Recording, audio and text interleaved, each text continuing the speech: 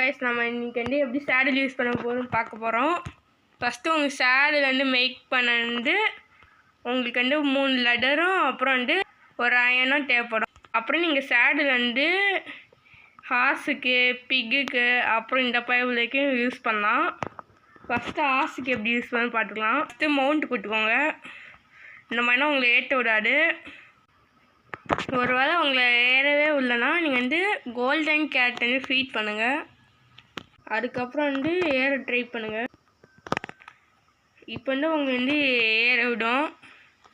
அப்புறம் இந்த மாதிரி ஹார்ட் ஷேப்பு காமிச்சா நீங்கள் வந்து அதை மேலே ரைட் பண்ணலாம். ஆனால் நீங்கள் வந்து அப்படியே ரைட் பண்ண முடியாது. நீங்கள் வந்து சேடில் யூஸ் பண்ணால் ரைட் பண்ண முடியும்.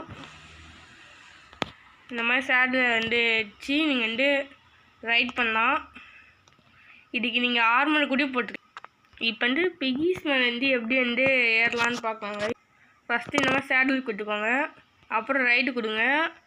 அதுக்கப்புறம் இந்த மாதிரி கேரட்டும் இதுவும் வந்து வச்சு இங்கே வந்து போகலாம். பூஸ்ட் கொடுத்தீங்கன்னா போவான். அப்புறம் இவன் மேலே எப்படி வந்து ரைட் பண்ண முடியும்னு பார்க்கலாம் கைஸ். அதே மாதிரி நீங்கள் வந்து இந்த மாதிரி ஒரு குச்சி எடுத்துக்கோங்க. உங்ககிட்ட வருவான். அப்போ வந்து நீங்கள் என்ன பண்ணுங்க, சேடில் போட்டு ரைடு கொடுத்துருங்க. அப்புறம் இந்த மாதிரி பண்ணுங்கள். வந்து போவான். பூஸ்ட் கொடுத்தீங்கன்னா பிக்குக்கு பண்ண மாட்டான்.